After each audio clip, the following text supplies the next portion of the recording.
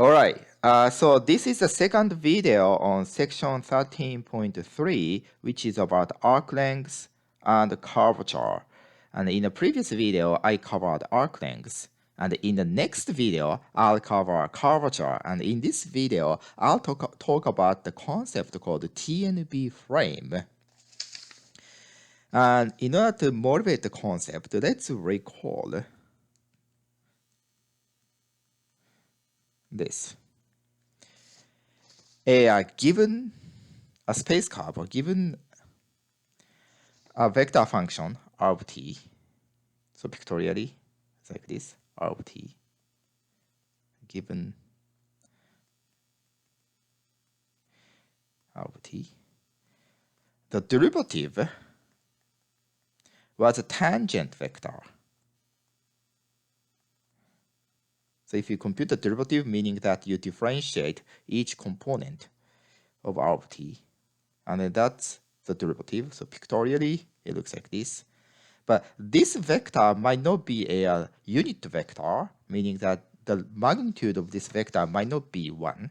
So we define its normalization, so to speak. Namely, we make that into a unit vector without changing the direction. And the technique to do it is just to divide the vector by its own magnitude. So we compute something like this. So by definition, t of t is the vector defined in this way, and that's the vector obtained by shrinking r prime t to make that into the unit vector, namely the magnitude 1. And then this is called a unit tangent vector. Unit tangent vector.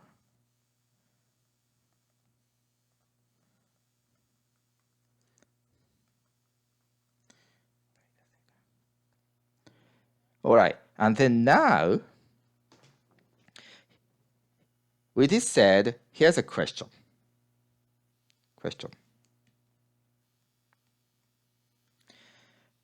Compute the dot product of the unit tangent vector with its derivative, the derivative of the unit tangent vector. What is this? All right, here's the answer. So unit tangent vector is a unit vector. That's how it's defined. So magnitude of t is 1. So therefore, of course, the square of the magnitude is also 1. Then now, let's remember this. The square of the magnitude is the same as the dot product of the vector with itself. And that is equal to 1. Then now, let's differentiate both sides of this. Look, this one is actually a scalar valued function. So this is a function of t whose value is a scalar. So just a regular function of t. And one is a constant function with respect to t. So if you differentiate both sides with respect to t, the right hand is 0. Then how about a left hand side? So let's differentiate both sides with respect to, whether WRT means with respect to t. And what do you get? Well, like I said, right hand side is just 0 because it's constant. And the left hand side, if you remember one of the formulas I gave you last time, differentiation with respect to dot product works like Leibniz rule, the product rule for the derivative. So we have this plus t of t dot t prime of t. And that is equal to 0. Then, of course, t prime of t prime dot t is the same as t dot t prime. So this can be combined as 2 times t of t dot t prime of t. And that is equal to 0, which means the dot product of t with t prime, the derivative, is 0. So therefore, the answer to this question, compute this dot product, is 0. That's fine. But then now, what does this mean? What this means, if you have two vectors, and if you compute the dot product and get 0, that means those two vectors are perpendicular to each other, or orthogonal to each other, whichever terminology you like. So therefore, t of t and t prime of t are perpendicular or orthogonal to each other. So pictorially, it looks like this. Suppose this is our r of t, and at each given t,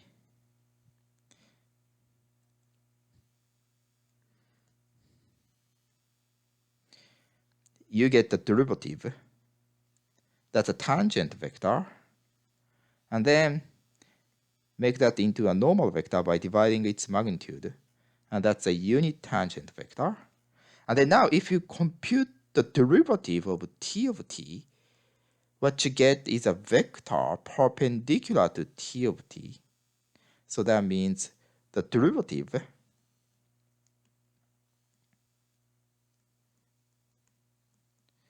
is perpendicular to this. So it looks like this.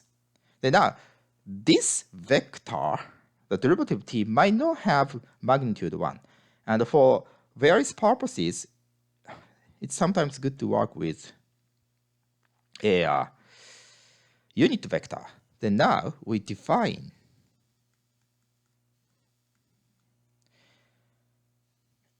n of t by normalizing t prime of t, meaning that by dividing this vector with its magnitude,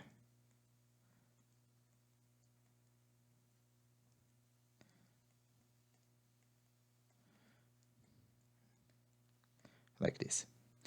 And then this is called a unit normal vector. Unit normal vector. So unit normal vector is a vector perpendicular to the unit tangent vector having a magnitude 1. So the magnitude of a unit normal vector is 1. That's how we defined n of t, by dividing the magnitude of the derivative. Okay. Then now, further, we define, okay, so this is into the normal vector. Further, we define b of t by taking the cross product of t of t with n of t. Then now, this vector is called binormal vector.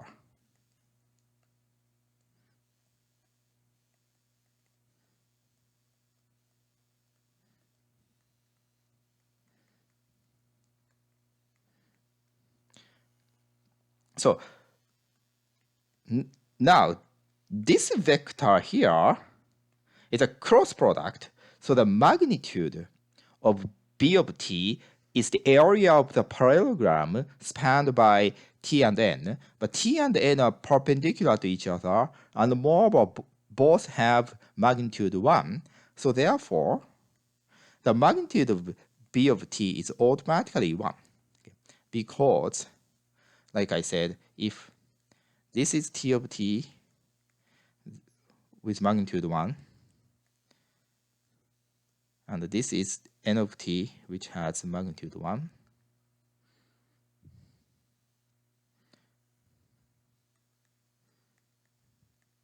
and then the magnitude of the cross product, if you remember, is the area of the parallelogram spanned by those two vectors. But in this case, this parallelogram is simply a square with each side having length 1. So automatically the area of this square is 1, so the magnitude is 1. And moreover, it's a cross product. So that means the vector B, binomial vector, is orthogonal to both T and N.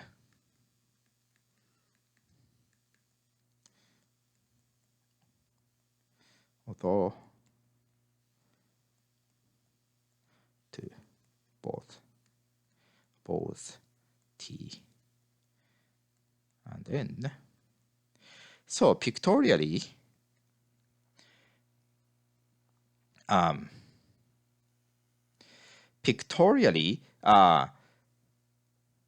we have T, N, and B, and they are all orthogonal to each other, and they all have magnitude 1. So let me just wrap up what I have achieved. So therefore, here's what I have achieved. Given R of T in R3, space curve or vector function, we have got 3 vectors, each of which is a vector function. It's a function of T, T of T, N of T, and B of T. And they are all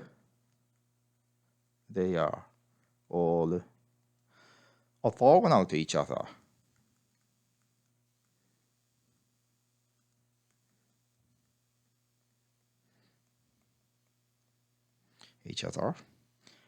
And have magnitude 1. And then this is called TNB-frame. Well, maybe they are called. Well, those 3 vectors together are called the TNB-frame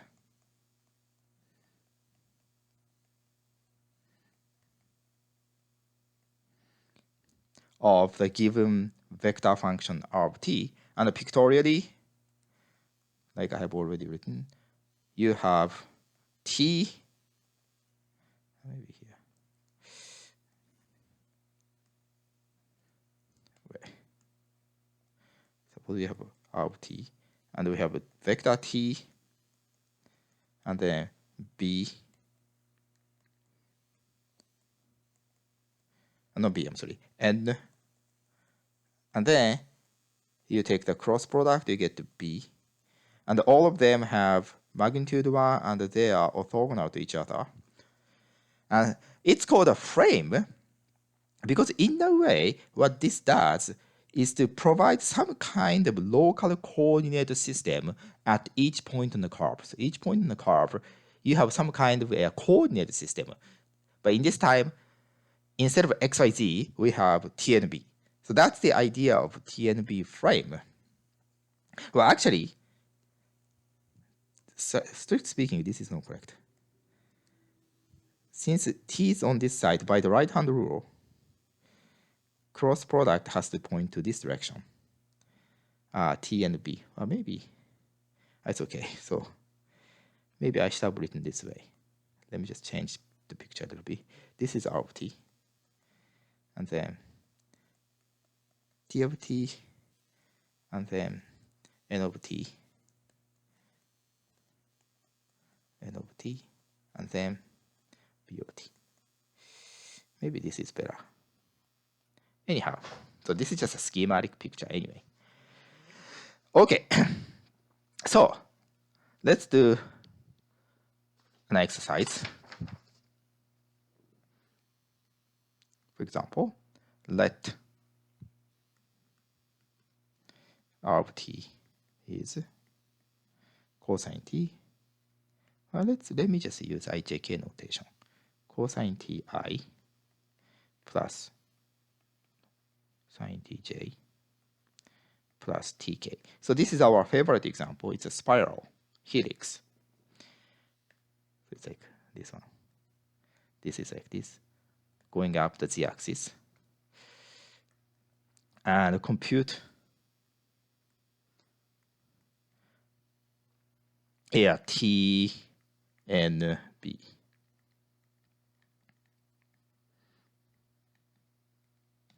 All right, so here's the answer.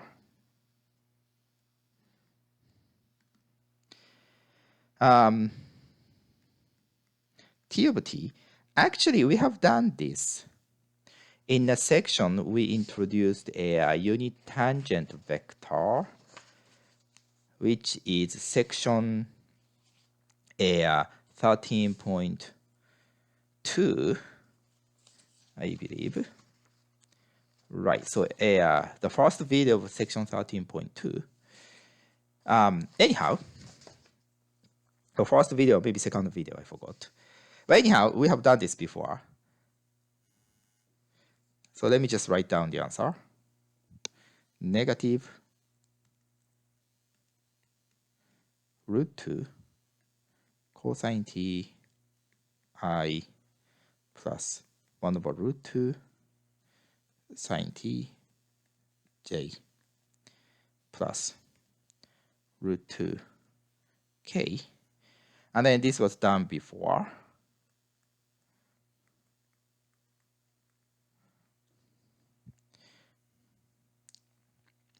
And then to compute n, remember n was, first you compute the derivative of t and then divide its own magnitude. So that's the definition of t, the definition of n. So you have to first compute the derivative and then compute its magnitude. So let's compute the derivative. So you just differentiate each component. And what you get is 1 over root 2 sine t I plus 1 over root 2 cosine t j and then plus 0k. Okay, then you compute the magnitude of it and take the square, square, square and add them up and take the square root.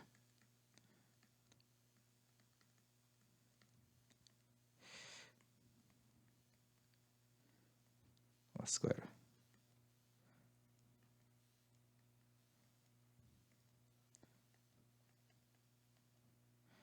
And then square root. And that is equal to 1 over root 2. So by combining those two, you get n of t, that is 1 over, like I said, the derivative of t, like this. So that means what you have to do is just divide this by 1 over root 2, meaning you have to multiply root 2 to this. And what you get is sine t I plus cosine. And strictly speaking, this is like plus 0k. But usually, if it's 0, we don't write it down like this. Leave it as this. Okay, so that's n of t. And then finally, b of t is the cross product of those in this order, t times n. That's I, j, k, and t is this. So you list the components of those, of this vector, like this.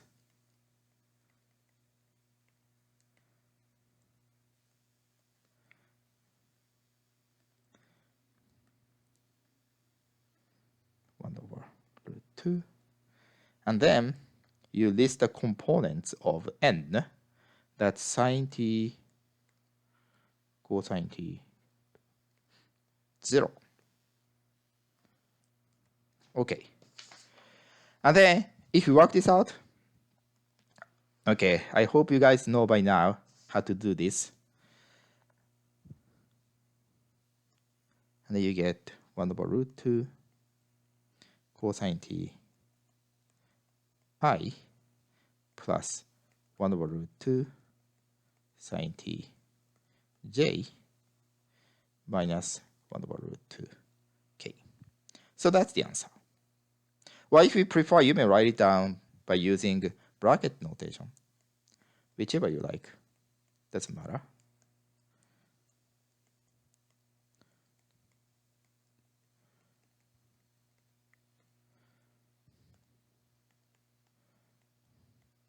So that's the answer. Okay, so that's about the TNB frame. And then in the next video, I'll cover the last topic on this section, which is about curvature.